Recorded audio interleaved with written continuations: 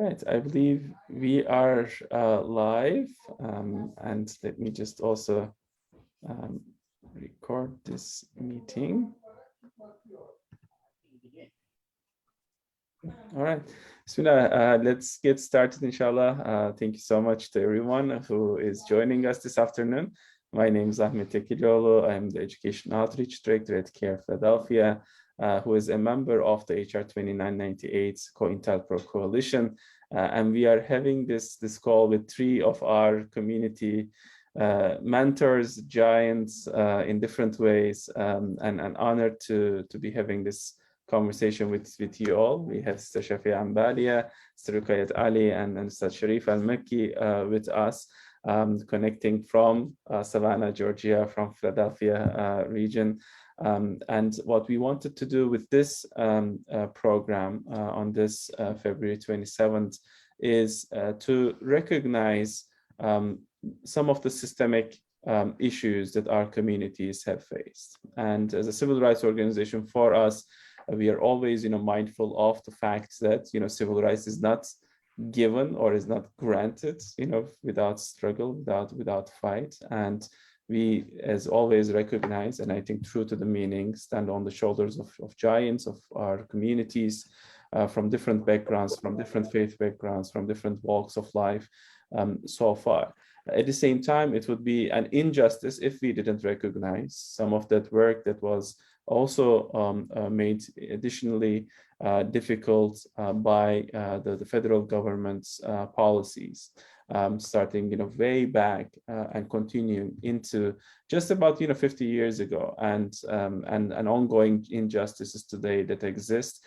And what we wanted to do with this program is to talk around COINTELPRO counterintelligence program, to talk about its history, but not approach it as something that ended when it's ended officially. And of course, that itself took, huge struggle. We were just chatting among ourselves of the efforts of different groups, different lives lost during the process, lives devastated, lives spent behind bars, as well as activists who took risks to break into FBI buildings, to protest on the streets. And maybe some of you came of age, obviously, during the height of that time. I was born in 81, so I think I can age myself, even though as a 40-year-old, feel like I've lost that way. But it's our effort to try to learn.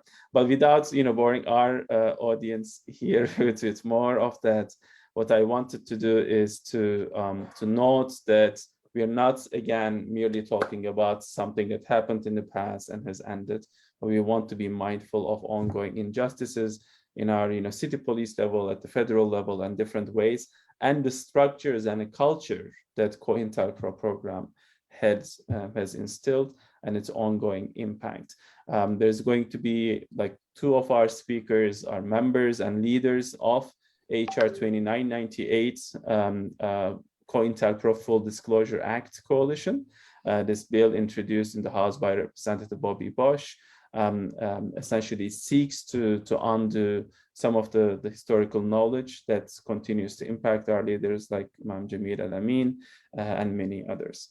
With that, what I wanted to do is to ask each of our speakers to briefly introduce themselves to our audience, and to talk a little bit also about how your own personal history intersects with the civil rights movement, with COINTELPRO as well. If I may introduce first, I'll approach this as a Philly program. So Sister Shafia, joining from Savannah, Georgia, is our guest in some ways, even though we are all online. So maybe we can start with Sister Shafia, inshallah. Alhamdulillah. Bismillah ar-Rahman ar-Rahim. I ask Allah to guide my tongue, guide my heart. I ask Him to protect me from betraying and from being betrayed. Assalamu alaikum rahmatullah. My name is Shafia Ambalia, and I am a member of the Imam Jamil Action Network, fighting for the freedom of Imam Jamil Al-Amin, formerly known as H. Rap Brown, who was wrongfully convicted in the year 2002 after many, many years of being surveilled, harassed, hounded by the FBI, the SBI of Georgia. Prior to that, or along with that, I am a member of Black Workers for Justice, primarily based out of North Carolina, as well as Muslims for Social Justice. I have a particular relationship with Philly, as in Philadelphia. I lived in Philly for 10 years, and Philadelphia is where I submitted to Allah and made my shahada. I have many, many friends, movement friends here. And so I want to send a shout out to brothers and sisters in the Philadelphia area.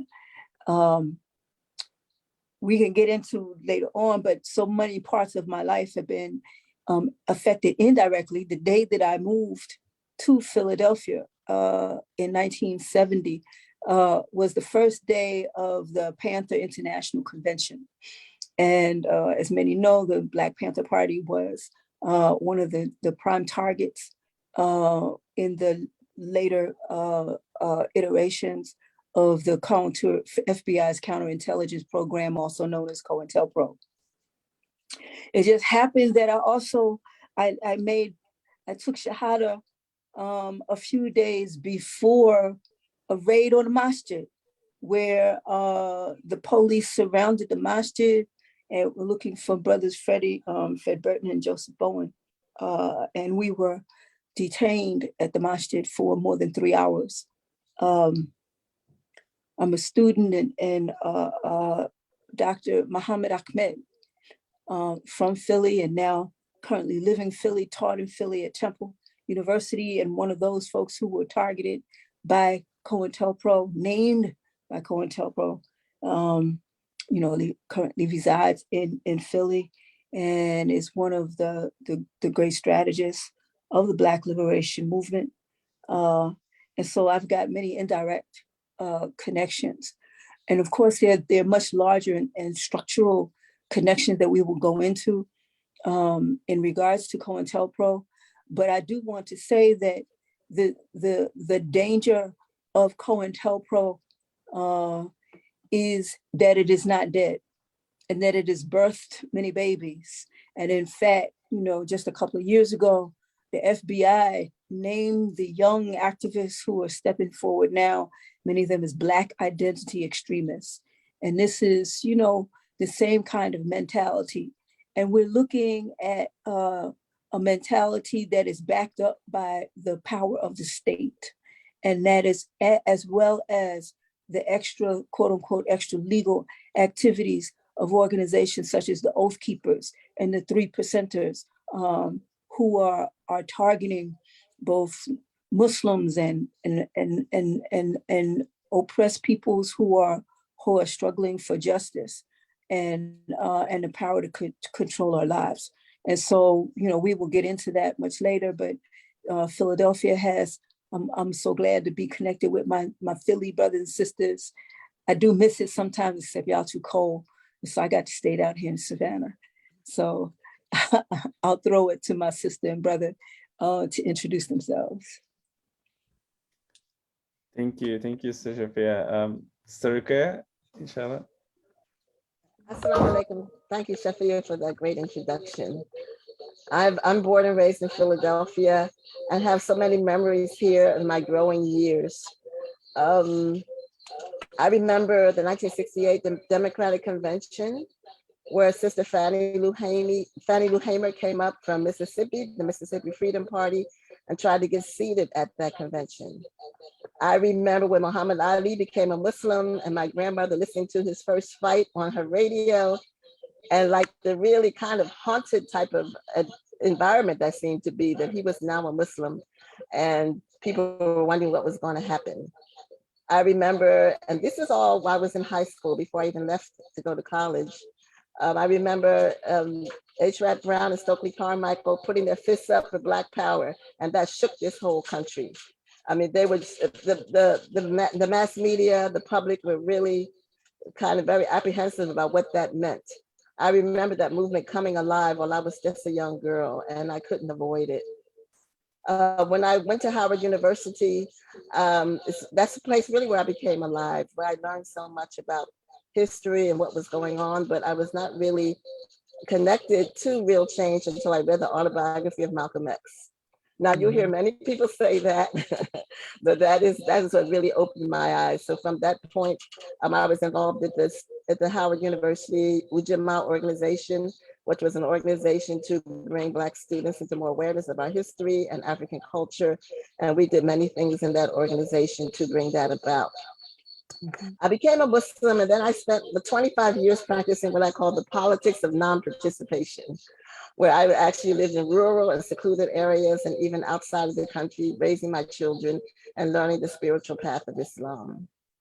And in spite of those 25 years that I spent away, when I came back to Philly, I met Aisha Al-Mekki, Aaliyah Walker, Zainab Abdullahi, and some sisters that were really giants here in Philly, also Pan-Africa. I met all of them, and it's just amazing. It shows you what Allah does, because even though I was away for so many years, when I came back, Allah made me immediately in touch with people who had kept the ball rolling.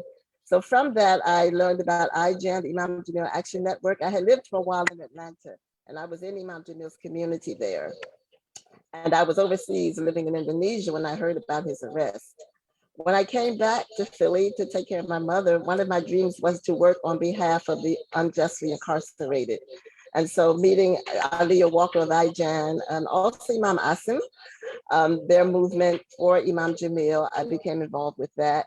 And then with Justice for All, with Hannah Zubairi, I participated in the Uyghur organization movements. We went to Congress several times and lobbied for the Uyghur Rights Campaign. We went to a demonstration in DC for the Uyghurs. So I was involved with that first, and then now with this coalition. The coalition has now over 40 members, maybe approaching 50, of people who want to help speed this bill forward. Thank you so much, Ruqayyah. And for both of you, I think there will be many follow-up questions, and I know that we will delve more into some of the movements that you've been part of, and some of the ways that we can think today. There are follow-ups. With that, let me welcome again Ustaz Sharif Al-Mekki from Center for Black Educator Development. Thank you so much, Ustaz. Alhamdulillah, Bismillah ar-Rahman ar-Rahim. Assalamu alaikum, and shukran. I'm honored to be here, to be a part of this really important conversation. My background, while I'm an educator, it wasn't just through the schools, it was through my community and my parents' homes, and the homes and in proximity to the people my parents surrounded me with. I was, had the unique opportunity where not only both of my parents met and married in the Black Panther Party, or the West Philadelphia branch, but also had cousins, who both now, passed away, Haja Saida Quay, as well as her brother, Russell Schultz, Harun the Maroon, as he's called. Were also my paternal, my father's cousins, paternal cousins. So, it just had a unique opportunity to not only just the political education, PE, as they said, from early on, from the schools that my parents chose for me, like Nathamu Sasa, that looked at political education as a part of the well-being of children, and when we look at Islam, that politics is not separated. There's not a separation of religion and politics, that it is a part of it. Our Rasulullah was a statesman. He was involved in the political affairs, civic affairs. And so when we see things like COINTELPRO, we know that it's, as Shafia mentioned, it's not just a policy, it's a mindset that's deeply, what's deeply embedded in this is this idea of anti-Blackness, Islamophobia, any type of activism that's going to question what a government does. And we see this now in the forms even of this anti-CRT, anti-critical race theory movement, where places like Wisconsin has words that they're saying they want to ban from school usage. And one of them is critiquing systems. That's a term that they want banned. But it's also a posture and a critical thinking aspect that's really important for students and adults. They want that banned. And so this has been a constant, attempt to undermine people being, people talk about wokeness. Dr. King, long time ago, many others said, stay awake, be aware, be conscious, be inquisitive, be a critical thinker about this, about the policies that the government employs to suppress people. And so we see this a continuation, whether it's through schools, whether it's through police departments, et cetera.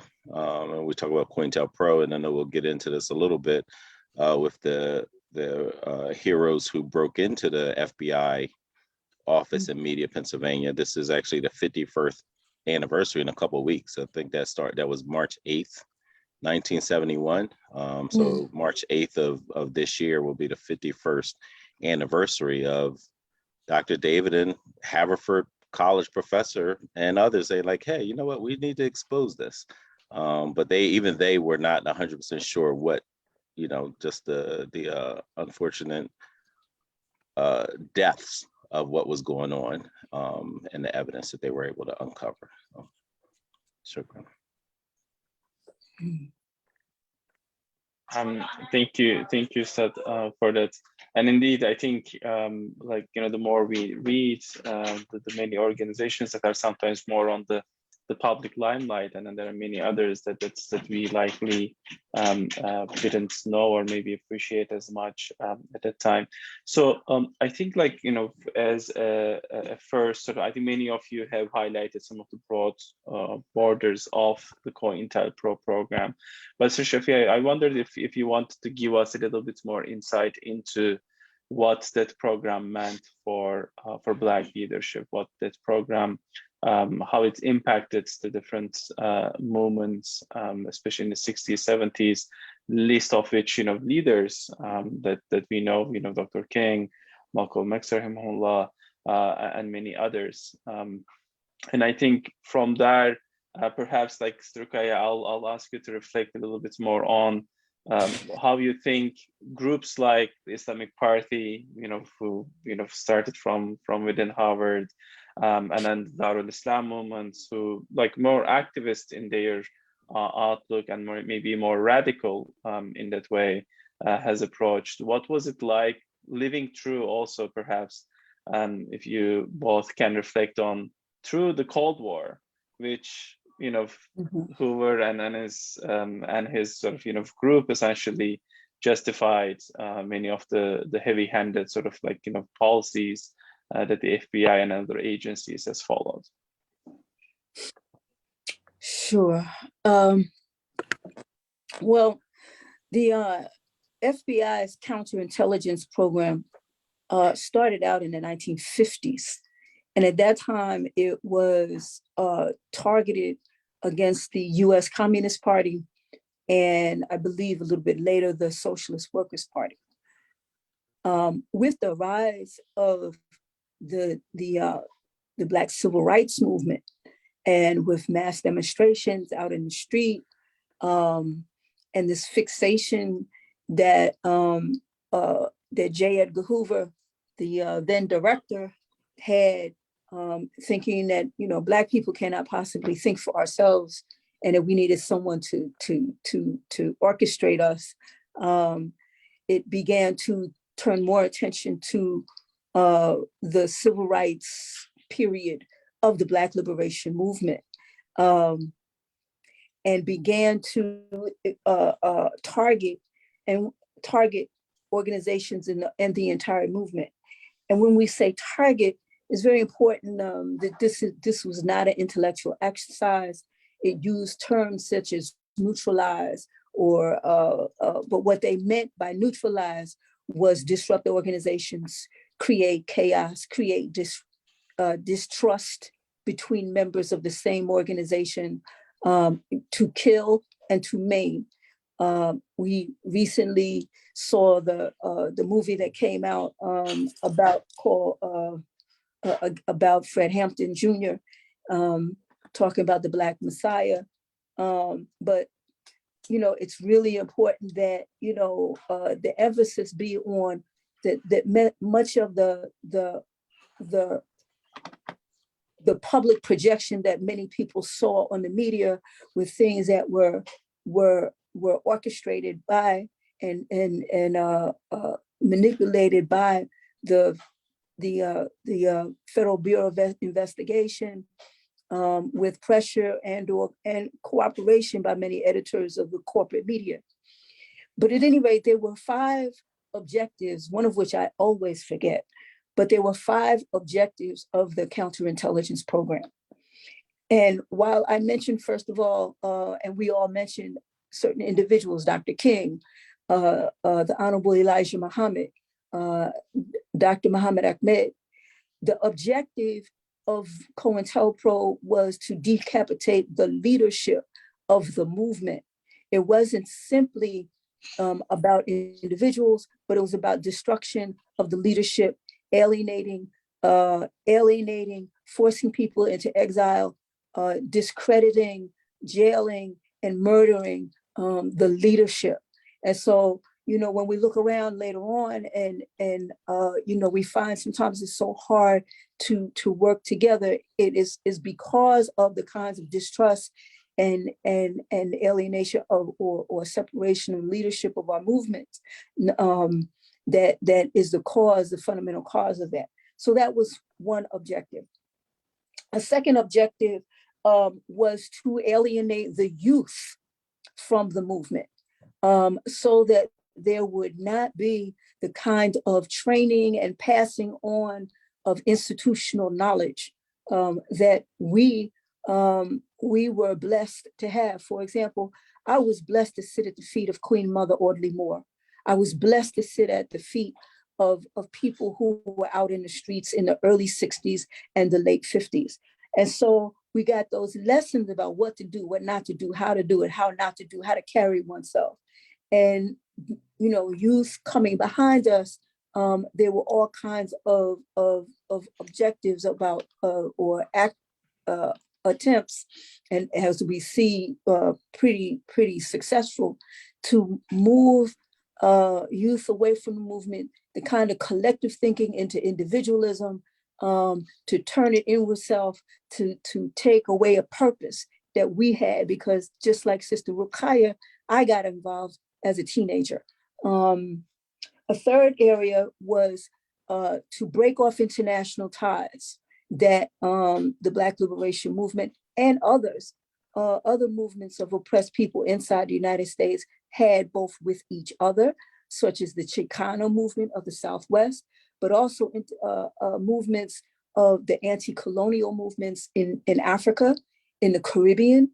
It wasn't a big thing to have to go to a conference here in Philadelphia or in New York, and you might be talking about housing, or you might be talking about police, and next to you might be somebody from South Africa. Or I found I was at a conference in Brooklyn, and next to me was someone who I recognized much later on would be a future minister in the revolutionary government of Maurice Bishop in Grenada. And then there were folks from the South Africa delegation of their movement in that same conference, and we were talking about the same things. And so there were relationships that would develop between movements. A fourth area, besides leadership, was the whole, and I mentioned it somewhat, is disruption inside of organizations and the creation of distrust, with each other, whisper campaigns, anonymous letters sent to each other saying that, we're talking about each other, and to get people at each other's throats. And so that was the kind of thing that was that created paranoia and separation and division in a growing and developing and sharpening movement, because we weren't the only folks. There was the Black Liberation Movement that was developing. There was the Chicano movement that was developing. And if you look at match dates, you will see that some of the things that were beginning to happen was that Brother Malcolm X, Al-Hajj, Malik al-Shabazz, just before he was killed, he was beginning to have communications with Dr. Martin Luther King, who obviously was also a target. And he had just come back where he was recognized as an ambassador of Black people inside the United States, who were beginning to see our movement as part of the international movement. And so there was a motion was to break that. And so it was much larger than just trying to attack individuals. They may have been key individuals, but it was about disruption and destruction of a movement as a whole. And so this is the foundation. As Brother Sharif pointed out, it was discovered right over in Media, Pennsylvania. Actually, they were looking for anti-war documents and they stumbled on the COINTELPRO papers.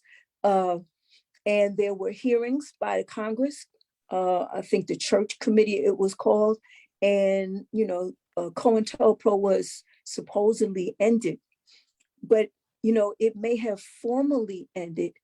But if you look at 9/11 and what developed the Patriot Act, all of those things, many of those things that had been disbanded and ended formally by the FBI were recodified into the Patriot Act. And when that expired and they went to the Patriot Act 2.0, they attempted to put it back in. However, that was stopped. But now you have it coming back again with the FBI talking about Black identity extremists and targeting young people who are seeing the injustice and are out in the street organizing, raising some of the main kinds of demands of justice and control of the police and reparations and all of those things, picking up from where it was left off and raising those same kinds of demands. And so even though COINTELPRO formally has been ended, there are many people who are targets now. There are many people who are still alive, such as Imam Jamil El-Amin, who have suffered it recently during his defense. Sister Karima, Imam Jamil's wife, about 3 or 4 years ago, finally was able, through the Freedom of Information Act, to get the 44,000 pages. 44,000 pages of documentation of the harassment, the surveillance that Imam Jamil went through. And then they had the nerve to come back and say, well, we got 13,000 more pages. And if you jump through these other hoops, we'll let you and just let us give you an abbreviated version. We'll give you these other 13,000 now. And, thankfully, she said no. And so, still working to get those other 13,000. So we're talking about 57,000 pages on one person that they have admitted to having. How many people have been active across this country? There are elected officials. There are, community activists across this country whose families have been destroyed, whose livelihoods have been destroyed because of the existence of COINTELPRO and the machinations of the FBI and many of the other intelligence agencies that the United States deploys both inside and outside this country. So I just wrap up kind of there, and I'm sure that whatever I've forgotten, Sister Vakaya and Brother Sharif will pick up and run with. Thank you so much, Sister Shafia. And while you were talking around, the records on Imam Jamil, I thought that maybe for some of our audience members, if you have seen the flyer, the image there is one of the files on Malcolm X, and it's fully accessible. When in some presentations I walk students through these and how the agents have essentially followed each and every step, like they are sometimes surprised.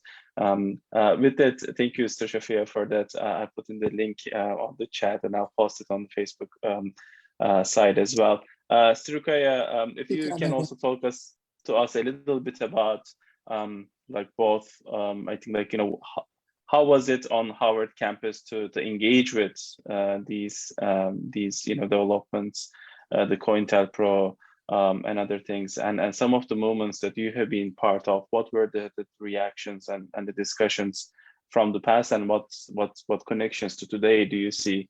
As Shafia has highlighted, like Patriot Act and many other steps have in some ways institutionalized these kind of, you know, policies.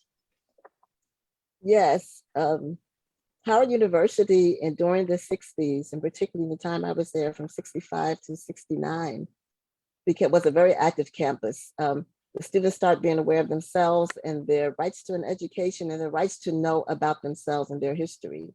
One of the most active movements there was when the students shut down the administration building because they felt that education there was not responsive to what young people needed to know at that time. And honestly, the students ended up getting most of what they demanded. And this is really a credit to Howard University. During that time, at this time, they didn't call in the National Guard. They didn't call in anyone. The people together solved their issues. When people became Muslim, many of the people from Howard University became Muslims. I was one of them and many others. And Muzaffar Hamid, who was the head of Community Mosque, which later became the Islamic Party, from the beginning, he had ties to people outside of the US, to Islamic movements outside the US, particularly was Jamaat al-Islami in Pakistan and Abu Ala Maududi. He really took a lot of cues from Maududi's works and his writings, and they wrote a book called Come Let Us Change This World. So people were coming into Islam with the feeling of, you know, I'm not just taking on a religion or spirituality, I'm doing something that will change the conditions of people. And so that was just a great movement there. And so many people came into Islam from that time. Also, he had connections with Muammar Gaddafi, who also sent funds actually to the community in Washington, D.C., from which they moved to the South and purchased land and housing and established a strong community there. So from the beginning, there were those ties. We also read about Sayyid Qutb and Muhammad Qutb of Egypt, Ikhwan al-Muslimin. So that's how I came into Islam, really being aware of these movements. Later on in DC, I had left DC and came back in the early 80s, and many of the Muslims there then became connected with Iran. And Imam Khomeini and the movement that went on in Iran for the Muslim identity and Muslim sovereignty, and to get the tyrants out of Iran. So Washington, D.C. for me has always been a place of great energy and movement. Even today, many of the members of the Muslim community in Washington, D.C. have traveled to Iran, lived in Iran, studied in Iran, and saw that was part of the movement that we still needed to keep, that we needed to keep that political awareness and that connection with revolution. I would say that, you know, one of the things that happened to Muslim communities was the Sufi spiritual movement came through. You will see that Imam Jamil, Imam Asim, and many people in that Mujahideen Masjid and in the Ummah they established had to resist the Sufi call, because many people, that's something that came into the communities and divided it. So many people went the Sufi way, and that means you no longer are really paying attention to the political realities. You're becoming a more spiritual life. And that's so good too, if that strengthens you for the work. But sometimes it just takes people away and they become more involved in that. And once you become part of a Sufi movement, you then become property of that sheikh there. He's not really fortifying you to come back to your city or your hometown and work. They start to own you. So then you become totally there and totally committed to that. I think those are some of the tides that have come through the Muslim community. But then I say people in Washington, D.C. And many other cities are still wanting to be strong and to be attached themselves to political movement in Islam. But most of the things we see is that now with so many scholars going to Saudi Arabia and studying, we don't find them outwardly connecting that political reality to Islam. So many people just think Islam is just prayers and fasting and all those beautiful habits that we have to fortify us to do that outward work. So those are some of the ties I see in that. Wonderful. Thank you, Sirukaya, and thank you everyone for joining with that let's remember our late Imam Asim in du'as, inshallah, and may Allah make us neighbors to him in the hereafter. Rahimahullah. With that, Brother Sharif, if I can also turn to you, and you talked a little bit about like your family history with the Black Panthers. Was there an awareness within the movements, within the individuals, that something was going on? Maybe they didn't know what was going on. Both of you could walk us through that, but also if you could reflect on, as an educator, as someone who's so experienced at different levels, whether information around COINTELPRO, so many of the other programs are reflected in the educational curricula, both at the secondary level and in the higher level. Yes. I would, from my, just from what I heard from my parents, they were aware that things were going on. It was very clear that there was,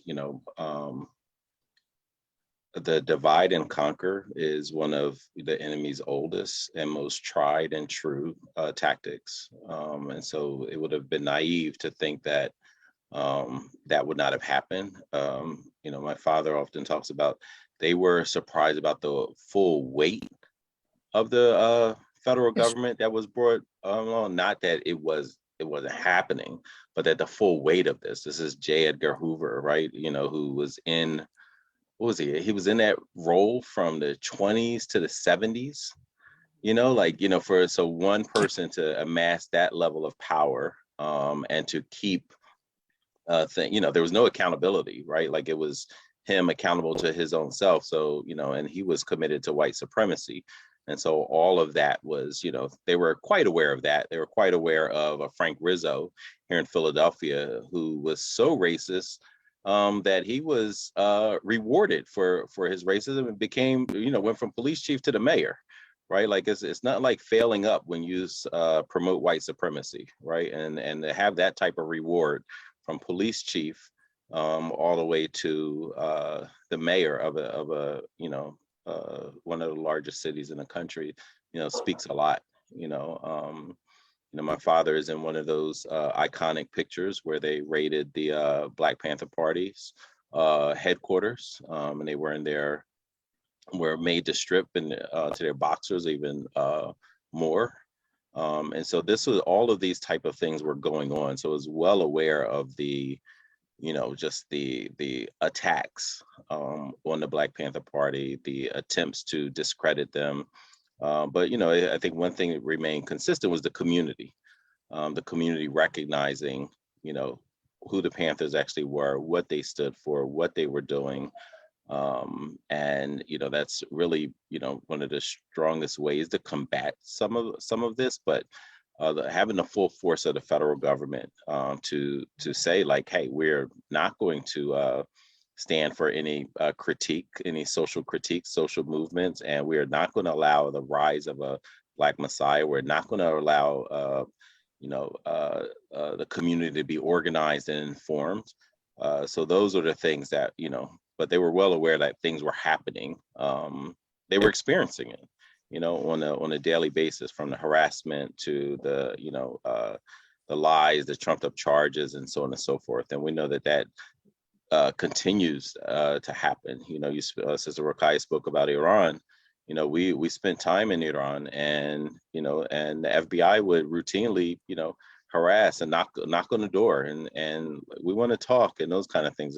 You posted Malcolm's some of the files that they had on him. I always chuckle when he recorded them one time when they were trying to come and infiltrate his immediate community. But we know he had bodyguards that were also part of the FBI apparatus and the system. So like that deep distrust that they were trying to firm it was also because of the number of agents that they had within organizations. And keep in mind, for an organization like Black Panther Party was like open enrollment, right? And so it was very hard to check for that. Malcolm used to say he didn't want his own people to feel under surveillance. So he wouldn't do that level of, checking and things. So all of this is going on. You have a group trying to build community trust, and you have someone, another group with the full backing of the federal government, with misinformation and lies that they were inserting. And so I think, within the educational aspect, there are still far too many educators who aren't aware of COINTELPRO, let alone their students. And making sure, and this is part of the reason why the resistance against this anti-CRT hysteria, this anti-teaching truth campaign is absolutely important. And we cannot, we have to remain vigilant. We have to make sure that we are teaching truth. We are helping students connect the dots between COINTELPRO and the murdered activists in Ferguson. The imprisonment of people who are active, these labels and terms, it's another variation of the Red Scare or the anti-communism campaign. Anytime America can create a boogeyman, they will do so. And this is another attempt to create this boogeyman with all the goals that Sister Shafia outlined, the disconnect with the youth, severing those ties, loss of institutional knowledge, making sure that they're uniquely aware is part of the role of educators. But, first the educators have to educate themselves. And more importantly, the community has to educate the educators. That's right. To make sure that they are aware and accountable for teaching truth. Yeah, I wanted to add that not only COINTELPRO was, spying and surveilling on Black liberation organizations, but there was another division of the FBI, which was called the Black Desk. And the Black Desk deliberately joined organizations and surveilled them from inside. You will find on YouTube a video by one who was an FBI agent who talks about some of the things that they did. That they actually, studied the ideology of organizations. They studied the culture of organizations. They studied so much. Just like, as someone said the other day, the largest repository of books on Islam are in the universities of Harvard, Texas University, and places like that, because they have this information from way back, still in Arabic. Again, these organizations do not infiltrate on a superficial level. They go very down deep into what the people are thinking. The Watts Community Theater was a place where many people gathered, many people learned from the arts, and the arts are very important in any culture. And that's another thing that's lacking among us now, the appreciation for the arts on many levels. And he talks about how going to Watts Community Theater and burning it down, because they felt it was getting to be too influential in the community. Mm. And so he was asked, did you use very sophisticated bombs and such to burn it down? He said, no, he just used the bottles of kerosene like a Molotov cocktail. He didn't want it to look too sophisticated. He wanted it to look like somebody in the community had done that. So this was, this was a wide efforts, wide surveillance all across the country. One of the things that we all need to realize, and we do, of course, we know that from American history, no rights that have been gotten in this country have been gotten without a fight.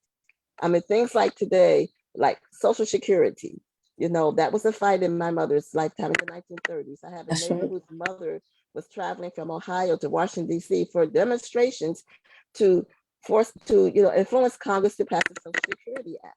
I remember Medicare.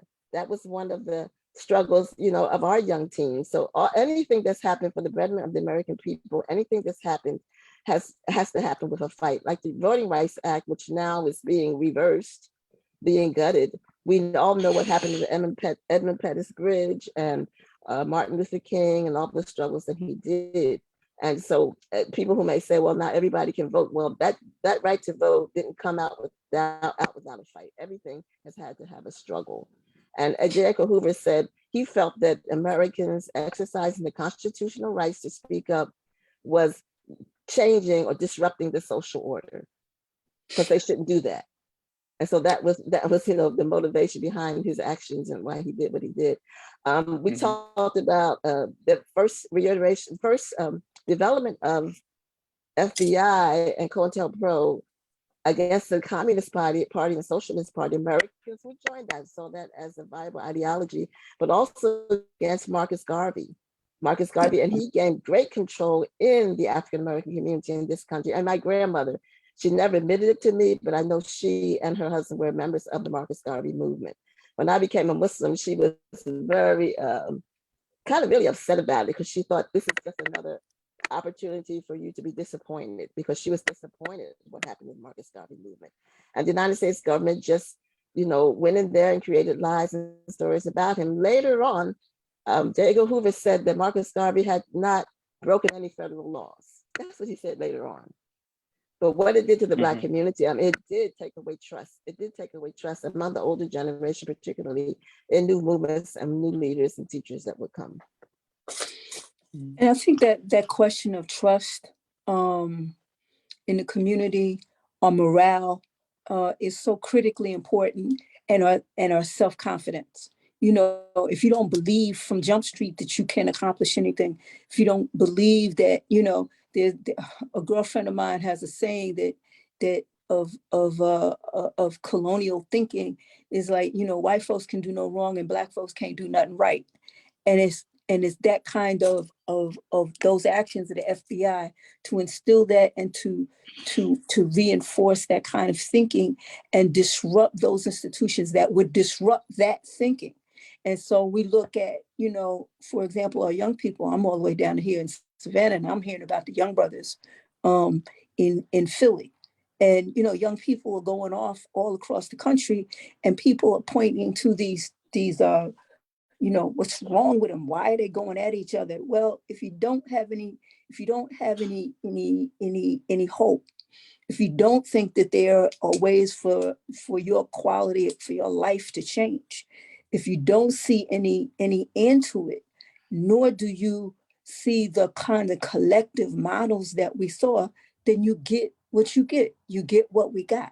And I think that there's a direct linkage to us understanding that it is, it's when the people move, is when the change happens. And that we as regular, ordinary people organize together. It doesn't mean we have to be in the same organization. It doesn't mean that we have to be in the same, community. It doesn't mean we have to have the same faith. But if we are moving like a football team towards some kind of goals, then, we also learn those lessons that, the voting rights bill wasn't won by voting. It was won by out in the street. Medicare was won by out in the street. Social Security was won by out in the street. Any kind of workers' rights that haven't been stripped already were won out in the streets. And the same thing is true. And there is always going to be this pushback. This thing where we live at, it does not stop. It does not stop. It always is some kind of pushback to undermine and to play people off against each other and to make folks either others or enemies. And so I noticed a sister asked in the chat, were we harassed? I think that's the word. I can't see the actual question right now. Were we harassed, or were you harassed because of your race or because your religion? Well, initially, there was, at least from what I could see, many of us were harassed because, of our skin. Nobody, Frank Rizzo's people didn't ask, what church you went to, what mosque they went to, you went to. They just came after you. Now, it was later on, particularly around 9/11, when the United States had to have a new enemy, right? Or even, I'll say, let's go back even further, say 1979, with the Iranian Revolution, then the question of religion and faith of Islam in particular became a particular target. But prior to that, they couldn't, Pam Africa and Ramona Africa, police would jump out, would be riding down the street, and they'd be walking down the street with their kids, and the police would jump out and snatch them, beat them, throw them in the car, leave the kids standing there. They didn't ask what religion they were.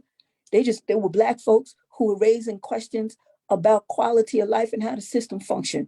You know, they folks from the African People's Party or the Panther Party or whatever organization that was challenging, you know, they saw it as the Black community upstarts. And this, you know, went on around the country. When United States ended the war, it had to find, and the Boeings and the Grummans and the all those other profiteers, you know, are looking for new ways of making money. They create another and they create another target. And, you know, so we actually get it, you know, doubly. We get it because of our nationality, our race, and we get it because of our faith.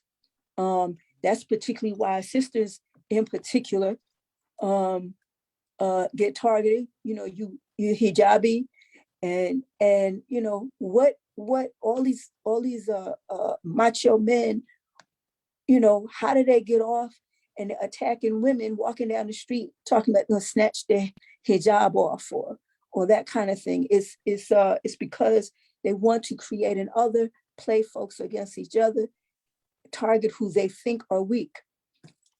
Our strength comes in our organization.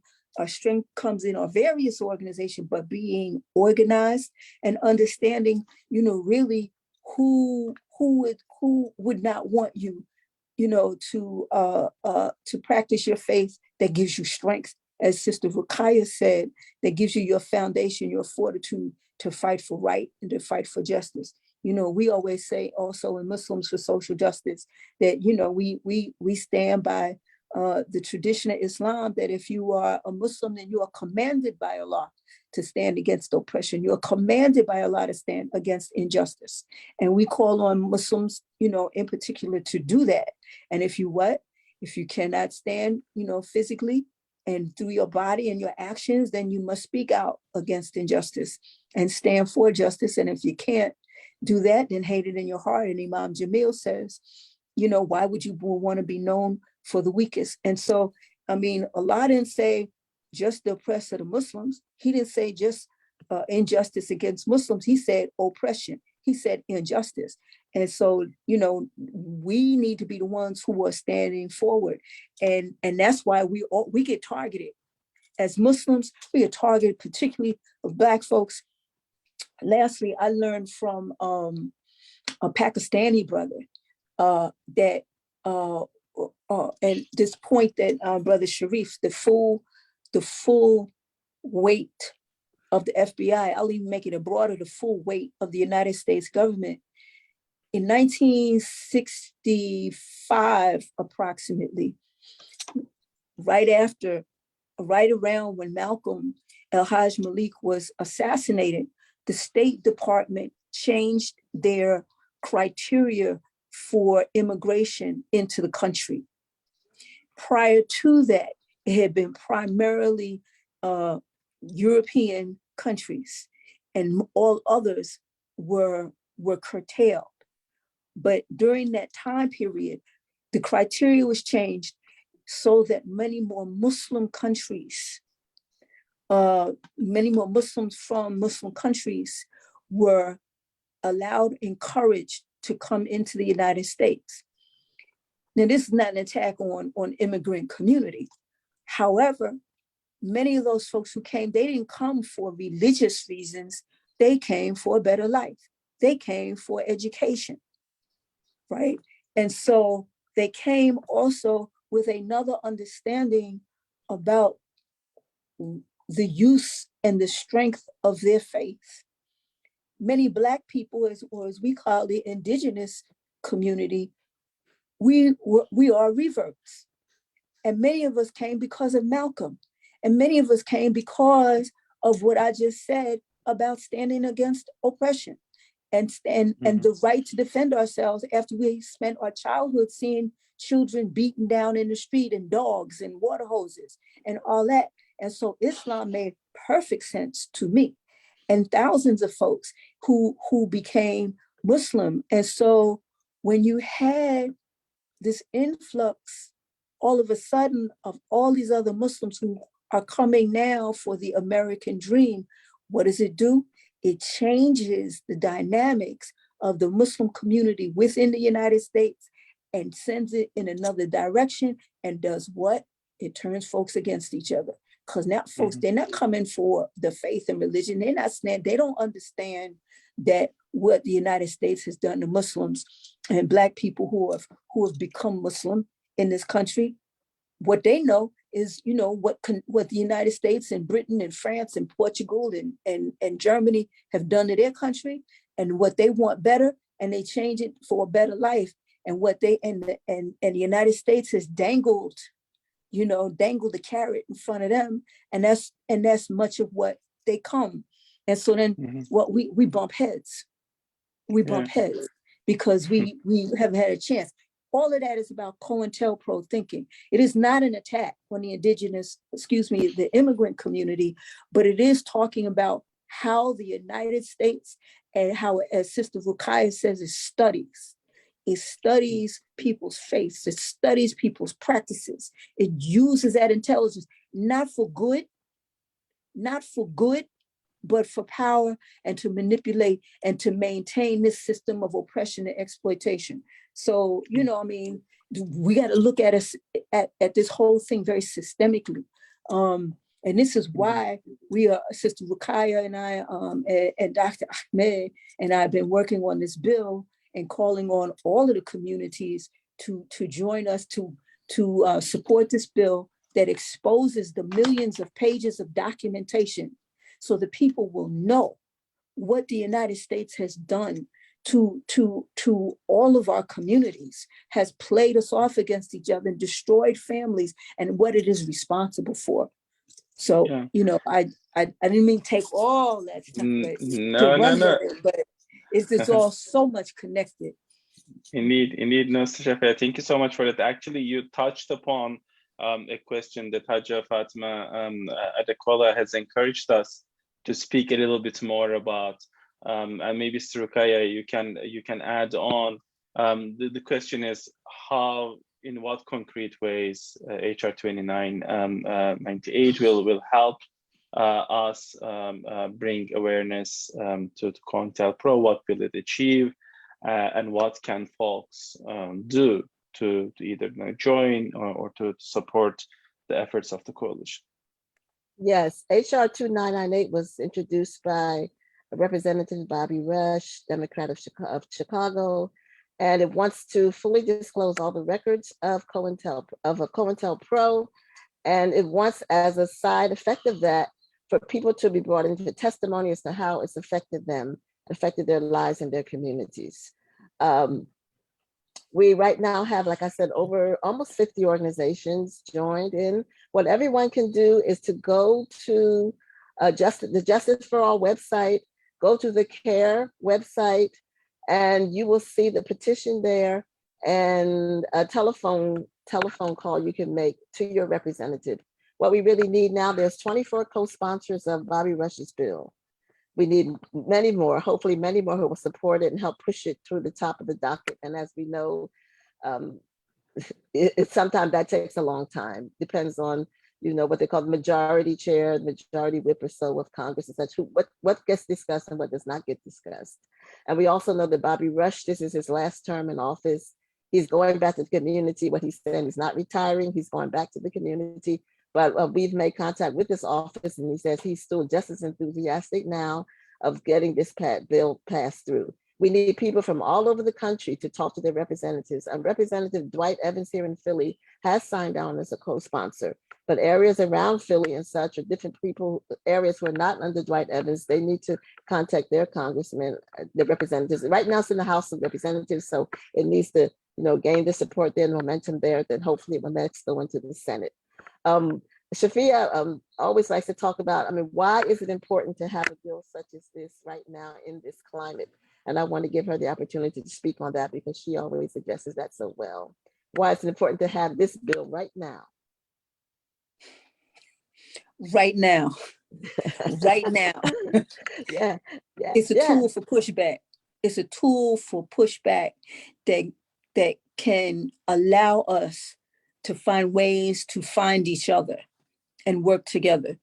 And many times, you know, because we don't know each other, there may be distrust. There may be, you know, between people who have a common interest, but because we don't know each other, there's not the kind of trust. And so this will also help us rebuild those means of communications. You know, right now with I can't say January 6th enough. And January 6th was the tip of the iceberg, was it showed the tip of organization of what we are. And when I say we, I say the Muslim community, I say those folks, anyone who wants justice, who wants a quality of life for all human beings, you know, to live a honest and sincere life that contributes to humanity, that contributes to you know, the earth, all of those good things, all those things that what we as Muslims say, enjoining the good and forbidding evil. And so right now, with all of these forces are arrayed against us, you've got this movement around CRT, opposing when they simply are doing is opposing truth. Okay, that's what they're doing. And mobilizing, just like they manipulate people, you know, around, you know, to support the invasion in Iraq and all of that. You know, they start whipping people up. That's what the opposition to CRT is about.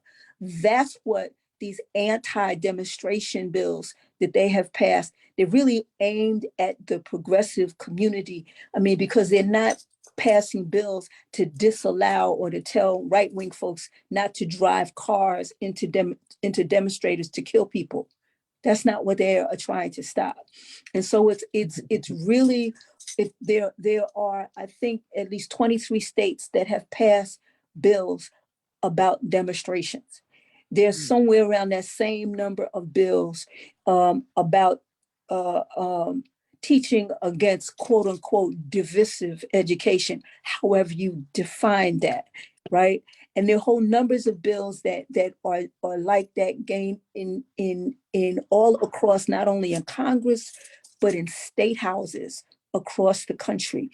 And the right wing has taken that, they have studied, you know, our movements and using our tactics and going to school boards and intimidating school boards, okay, into passing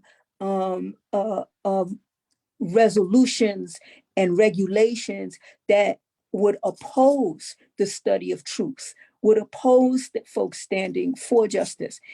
This is a very dangerous time. Because it's also backed by the state. And so what we're trying to do is, in passing this bill, it first of all, it puts the truth out there. And it allows us to unite around the truth and unite and learn how to work together again. We need to concentrate on the 80% of things that we, you know, agree upon, figure out those things, that 20% that we may disagree, put it in what the young people call a parking lot over on the side, and then figure out how to address that 20%. But let's concentrate on that 80% and then working together and work for it for all of the sake of humanity's survival. Because in this time where they're going to war and the possibility of nuclear weapons being used, because both the United States, NATO, Russia, the oligarchs in Russia, all of them control, you know, nuclear missiles. Ain't none at 29th and Columbia, or excuse me, Cecil B. Moore now, right?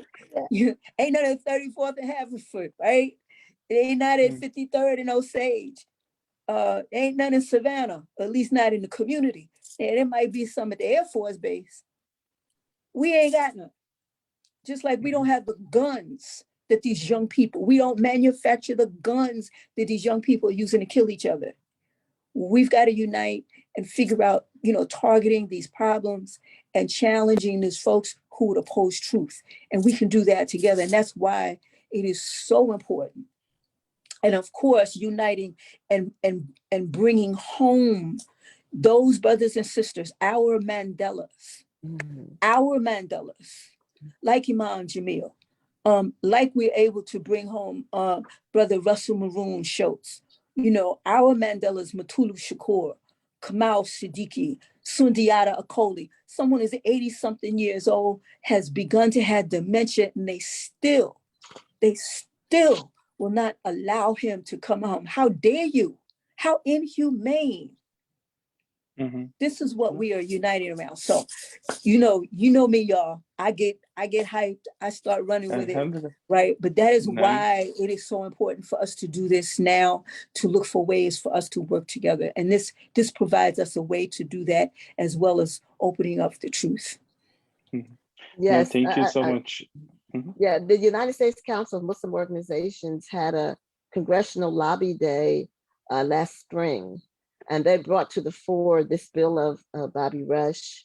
Maha El-Khalali, the lawyer for Imam Jamil al-Amin, elaborated on that in their information packet about, you know, what are some of the outcomes we expect to see from COINTELPRO records being released. As Shafia mentioned, we'd like to see those who were innocently incarcerated sent home. We'd like to see they're being exonerated. We'd like to hear the Congress to listen to the families and what it has done to their families.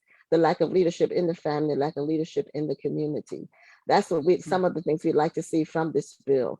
We've done everything, the movie IJED, I mean, everyone has tried to do all they could to free Imam Jamil, for example. And he's just one example of those who are incarcerated unjustly. And this might be our last hope, at least to bring these records to light. As everyone knows, Imam Jamil, someone else has confessed to that crime that he's accused of. Someone else has confessed to it on numerous occasions. Confessed before he was even arrested. Yes, yes. Sworn, you know, that he was the one who did it. Imam Jamil was in solitary confinement for many years. I mean, how inhumane is that? And then when he has to come out, and then he was brought back to the general population, when he has to go see a doctor or anybody there in the prison complex, he was put in a wheelchair with like 6 armed guards around him. What can a man do that has cancer, lost his eyesight, and other illnesses that are eating at him while he's in prison? What can he do with that point? So this shows you that this is some type of cruelty that we're dealing with, some type of almost inhumane system. But we have to show that we are humane, we are human beings, we are humanity, and our work can bring humanity together. And we're asking everybody, do what you can on this bill. We'll list, or if you get in touch with me, we'll tell you the list of organizations that are signed on. Like I said, there was a press release on Martin Luther King Day. And so organizations are signing on. We will be having a mass meeting of all the coalition meetings, member organizations next month to bring some more education to it and help this movement spread across the country. And we're not just talking about Black people here. COINTELPRO went after, anti-Vietnam War, students who are demonstrating against anti-Vietnam War, and many other organizations. So it's not just Native Americans. Yes, Native Americans, exactly, yes. That's right. So all people were affected by this. So again, Indeed. Yes, get as much information as you can about this bill. We do have an information packet. We do have an invitation to join this coalition and see what it's about and what can you do. And certainly right now, that's on the congressional lobby level. Okay, community education, and then trying to get these folks in Congress to do it. And, Shafia mentioning, why is it in this climate? This is almost a climate of fascism right now. It's not almost, it is. Yeah, there you go. Yeah. So how we can get this bill passed and this topic talked about in the Congress, it is so comforting, or it's just kind of deceptively comfortable we all are now. If we really look and see what's happening, I mean, Trump has raised hundreds of millions of dollars for his campaign. They're moving forward with his plan, moving forward with his ideas. And the Democratic Party, not that they are the saviors of anybody, but they're almost the only force that we have to confront some of this. They're begging for contributions every day.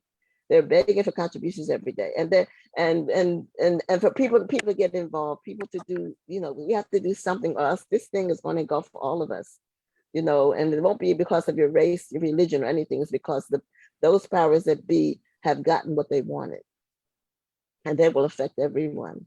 So we need to keep up this struggle, as I said. Religion of Islam, Christianity is itself. All the monotheistic religions are supposed to fight for justice and stand for what is right. No, thank you for that. I mean, we want to close in the next few minutes because we know that it's an afternoon and we don't want to keep anyone for much longer. But I think in the last few minutes, both Sister Shafia and Sister Ruqayyah, you have covered a lot of why this is important now. And we have that awareness, and I think, like I taught to Dr. Muhammad Namdani's conception of good Muslim, bad Muslim, right? So what makes you a good Muslim in the eyes of the government, so to speak, and what makes you a bad Muslim? If you're talking too much about XYZ, then you're a bad Muslim. If you are a member of X organization, then that might be the case. And I think in our civil rights struggle, we cannot just think that if you don't pay attention to these things, it's going to go away. And I wanted us to close today with a little bit of an action sort of oriented perspective. And Sister Ruqayyah, Sister Shafia has given us that perspective regarding the bill itself. In addition to the bill, and I want to turn to Ustad Sharif on this. So if you could give us some perspective around what people here, everyday community members, others can do to educate those around them on the civil rights movement, on COINTELPRO, on American history. We have masjid leaders, we have community members, Islamic school leaders among us. What would be some specifics to follow up, and how can we be the agents of our own education, so to speak? Yeah, inshallah, I think, in our tradition that was taught to us, it's acknowledged from the cradle to the grave, and as well as organizing. So I think, what Sister Ruqayyah and Shafia laid out, I think are absolutely important. And I think just to constantly educating, and, each one teach 1,000. So there are a couple books that speaks to just some of this, so people can have more background knowledge. One is the burglary that speaks about, which is now the 51st anniversary on March 8th, 2022, about the college professors who exposed the FBI for COINTELPRO, for the formal policy of them to lie, use deceit, murder, etc. So that's called The Burglary by Betty Metzger, Medsger. And another one that read years ago that still I think is extremely instructive is the Judas Factor, The Plot to Assassinate Malcolm X by Carl Evans, EV, I think ANZZ or ENZZ. Those are two books that should be in everybody's library, as well as two books that should be consumed and then taught and shared, because they, we can't act like these things are ancient history. As James Baldwin said, history is now, and they are continuing to make history. And I would say support organizations like CARE. I can say when the FBI was harassing me, bothering me, Homeland Security and all these kind of things, CARE stepped in, alhamdulillah, and supported me in combating that. And so these are all our institutions and our organizing as a community, and then the knowledge that we have to have and share. Alhamdulillah, there's a saying, Imam Ali said, or I'm sorry, Rasulullah said, every thing has a tax on it. The tax on knowledge is to share it. And so inshallah, we'll be able to share it. And then I would just say two things. This conversation reminds me of Malcolm. He said, one, racism is like a Cadillac. They come out with a new model every year. So we have to stay vigilant about Yes. what this new model will look like. And then he also said, you know, don't think that there's just one geographic location for this type of racism and animosity and hostility. You know, he said a lot of times people back then, they were just like, oh, the Deep South and the North is different. He said the Deep South is everything south of the Canadian border. So again, it reminding us to be vigilant, no matter where we are in this country, and finding organizing.